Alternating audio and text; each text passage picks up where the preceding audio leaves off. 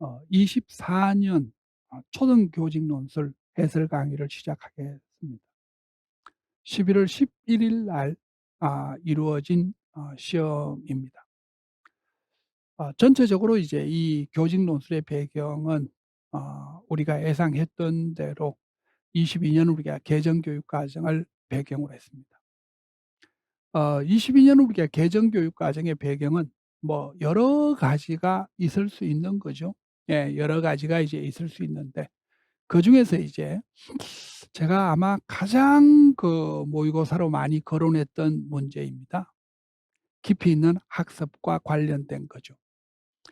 이게 배경적 의미가 뭐냐면 우리가 이제 학문 중심의 교육 과정이라는 것은 우리가 요즘의 교육 과정의 가장 기본적 배경입니다. 왜냐하면 지식이 이렇게 많이 넘쳐나는 시대에서는 엑기스한 지식, 핵심 개념과 원리를 중심으로 해서 교육 과정을 편성할 수밖에 없는 거죠. 그런데 이 학문 중심의 교육 과정이 가지고 있는 문제점은 그중에 가장 중요한 문제점은 뭐냐? 너무 압축해서 줄여 놓다 보니까 실생활에 적용이 어렵다는 겁니다. 그래서 이제 그러한 문제점을 개선하기 위해서 22년 우리가 개정 교육 과정에서 깊이 있는 학습이라는 타이틀을 내세운 거죠. 그래서 이제 이 깊이 있는 학습을 통해 가지고 교과 간의 연계와 통합을 내세우고 그리고 학생들의 우리가 삶과 연계된 학습을 강조하고 학습에서의 어떤 성찰이 필요하다라고 생각을 하는 거죠. 그래서 여러분들 그걸 생각하시면서 이 교직 논술을 한번 보시면은 아마 어 훨씬 이해가 잘 될 겁니다. 요게 한번 보시면은 이제 요게 그 주제가 "우리 동네의 환경을 살리자." 라고 하는 경우입니다. 그래서 요거는 여러분들이 이제 보시면 아시다시피 여기서는 "통합단원이다."라는 표현을 우리가 사용해 준 겁니다만 우리가 일반적으로는 통합교육과정, 융합교육과정 이렇게 이제 많이 이야기를 하는 거죠. 통합 또는 우리가 융합 교육과정이라는 표현을 많이 쓰고 있습니다. 그래서 이제 여러분들 뭐 스팀 교육이라든지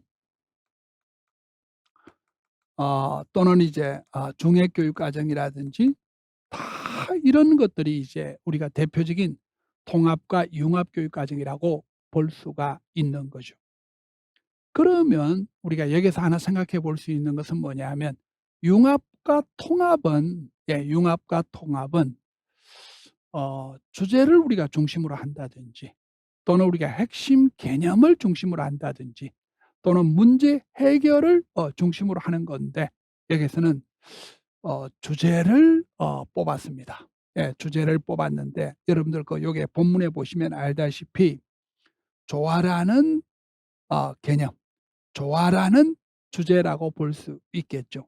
그래서 요거는 뭐 주제라고 봐도 좋고 개념이라고 봐도 좋은데 여러 교과의 핵심적 개념, 여러 교과의 핵심적 주제를 조화라고 생각을 한 거죠. 그래서 저 조화를 중심으로 해서 여러 이제 교과의 이 연결과 통합을 주도해 나가는 건데 그것도 이제 우리 실생활에 '우리 동네의 환경을 살리자.'라고 하는 주제를 내세운 겁니다. 22년 우리가 개정 교육 과정의 흐름과 아주 일치되는 그런 문제의 배경이다라고 볼 수가 있는데 자 그러면 여러분들 첫 번째 좀 보시죠. 이 교사의 통합 단원의 설계 방식의 장점 세 가지를 논하라라는 이야기입니다. 그러면 결국은 이제 지금 우리가 이야기했던 깊이 있는 학습과 우리가 관련된 것들이 출제가 되지 않았을까라고 생각을 하는 거죠. 그래서 요게 한번 보시면은 요게 한번 보시면은 교과에서 우리가 학습한 지식과 기능이 실제 생활의 맥락에서 적용이 되느냐라고 하는 겁니다. 아까 말씀드렸다시피 깊이 있는 학습은 학생들의 삶과 연계된 학습을 추진합니다. 예, 요게 첫 번째 설계의 장점이죠. 그러면 두 번째 한번 보시면은 아까도 말씀드렸다시피 공통된 개념, 그러니까 조화의 개념을 중심으로 개념을 좀 심층적으로 이해할 수 있도록 할 수 있지 않을까라고 하는 겁니다.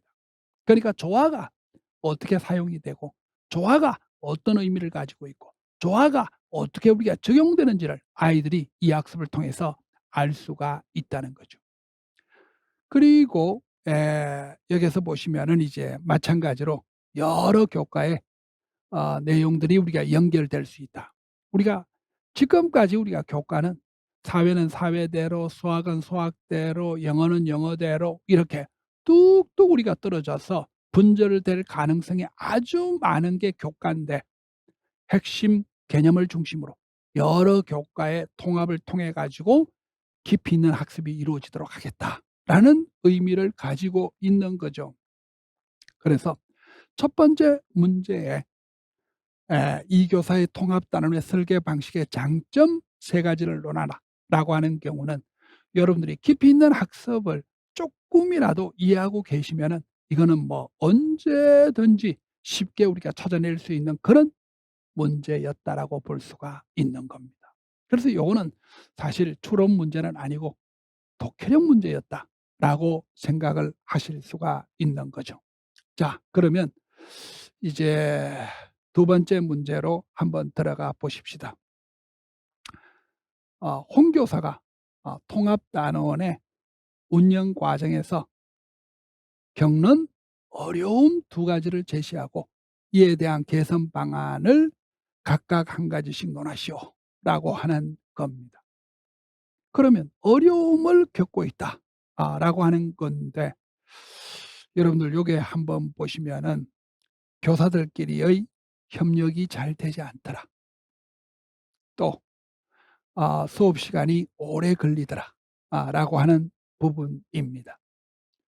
자, 그러면 이제 결국은 요 이제 어려움 두 가지는 그죠? 예, 어려움 두 가지는 독해력 문제다. 라고 하는 것을 알 수가 있습니다.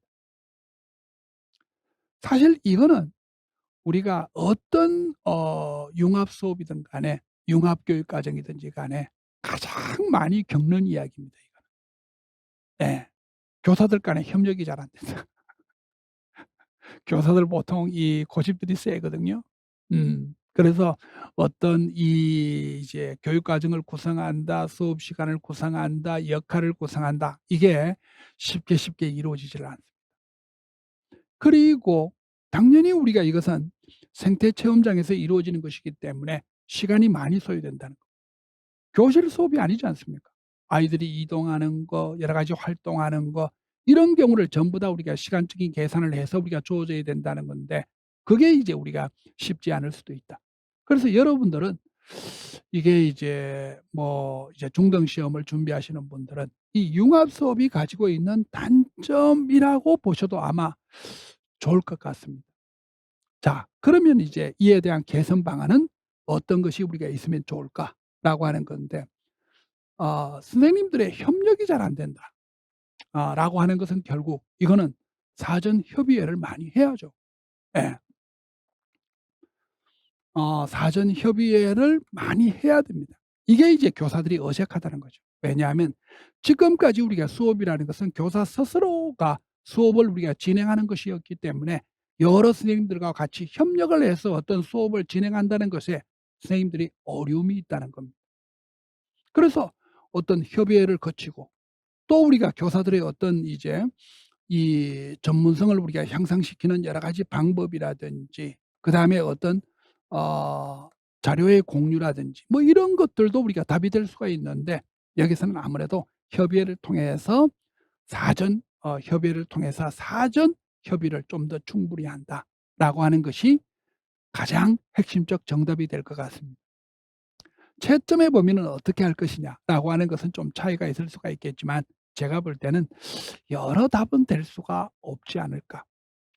그리고 여러분들 '수업 시간이 오래 걸린다.'라고 하는 경우는 어떻게 여러분들 생각하십니까? 이거는 제가 볼 때는 사전에 이게 이제 여러분들 야외 수업이라든지 체험 수업이라든지 이런 걸 할 때 그냥 막연하게 하시면 이렇게 우리가 시간 오버가 걸리는 경우들이 많습니다. 그래서 요런 경우는 시간 테이블, 시간 표를 딱 만들어서 요 활동까지는 얼마, 요렇게 이동하는데 얼마, 요 활동은 얼마. 예. 시간 체크리스트를 만들어 가지고 시간을 명확하게 우리가 관리하는 것이 우리가 좋지 않을까. '시간 체크리스트를 만든다.'라는 겁니다. 이거 말고는 사실은 여기에도 특별하게 우리가 답이 될 만한 것이 없어서 이번 시험은 좀 채점하기는 아주 좋은 채점이 우리가 되지 않을까라고 생각을 합니다. 자, 그러면 여러분들 그 세 번째 문제로 좀 들어가 보도록 하겠습니다. 세 번째 문제를 좀 보시면은 최 교사가 사용한 피드백의 문제점 세 가지를 제시하고 이에 대한 개선 방안을 한 가지씩 논하시오라고 하는 겁니다. 그러니까 최 교사가 피드백을 우리가 사용하고 있는데 이 피드백이 좀 적절하지 못한 문제점이 있다. 그것을 한번 찾아봐라라고 하는 겁니다. 자, 그러면 한번 보시죠. 포트폴리오를 이제 사용하고 있고요. 예, 포트폴리오를 우리가 사용하고 있고 여러분들 그 포트폴리오는 포트폴리오는 어 아이고 잘안 써지네.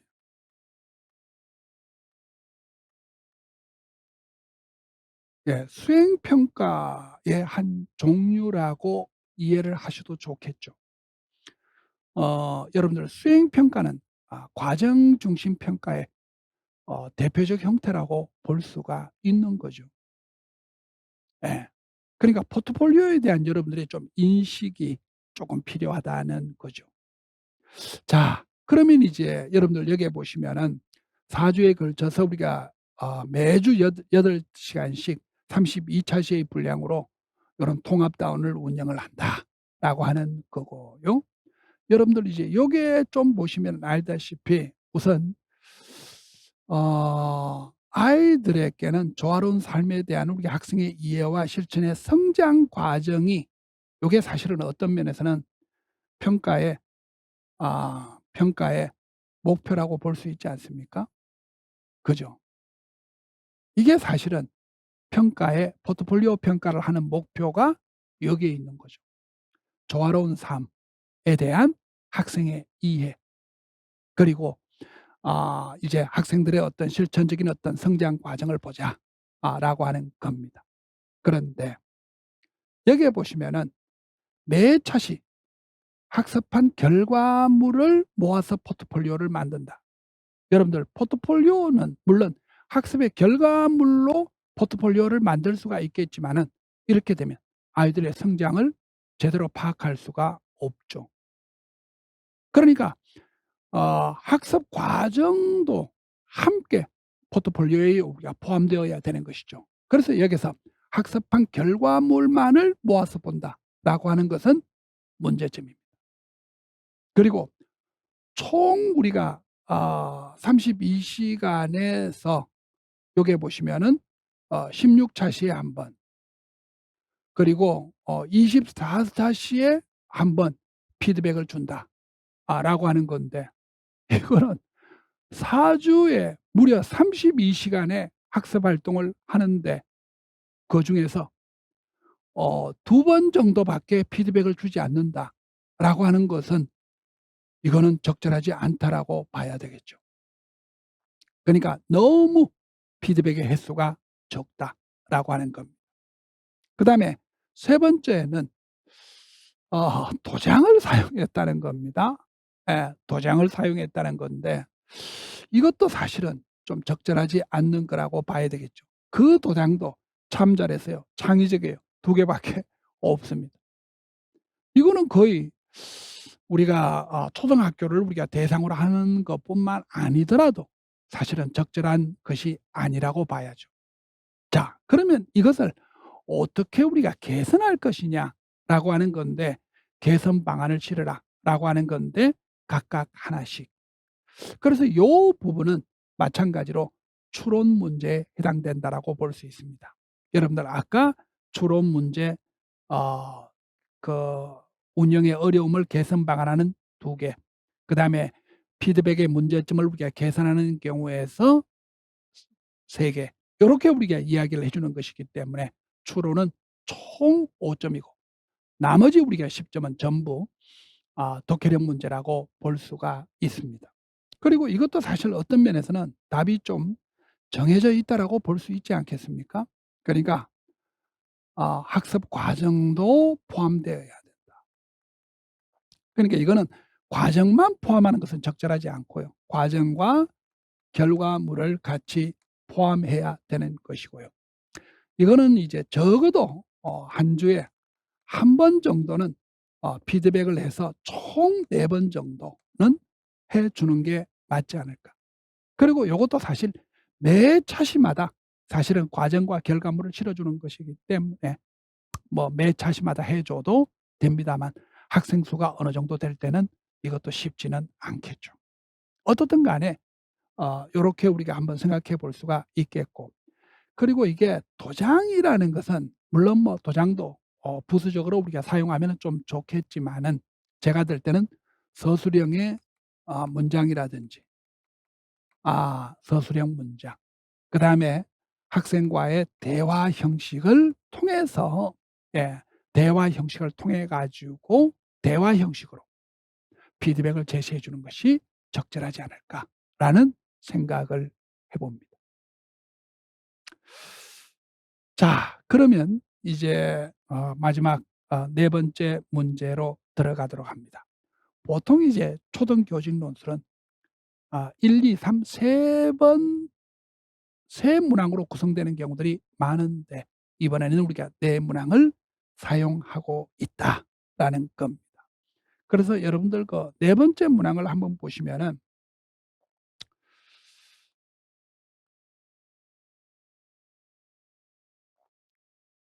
박 교사가 우리가 제시한 학생 평가 결과를 참고하여 2022년 우리가 개정 교육 과정의 총론에 제시된 학생 평가 결과의 활용 방안을 교사와 학생의 관점에서 각각 한 가지씩 논하라라고 하는 겁니다. 이거는 여러분들 그 제가 이 문제 정답 키워드 분석에서도 설명을 조금 해 놨습니다만, 지금 우리가 지향하고자 하는 평가는, 우리가 지향하고자 하는 평가는 결국은 준거지향 평가거든요. 여러분들 수행 평가도 준거지향 평가를 기본적 배경으로 합니다. 왜? 수행의 목표를 아까 우리가 보셨다시피 조화로운 삶에 대한 우리 학생의 이해와 실천의 성장 과정이라는 저러한 목표를 아이들이 얼마나 달성했느냐라고 하는 데 초점을 두고 있는 것이기 때문에, 수행 평가도 넓은 범위에서는 준거지향 평가를 살 수밖에 없는 거죠.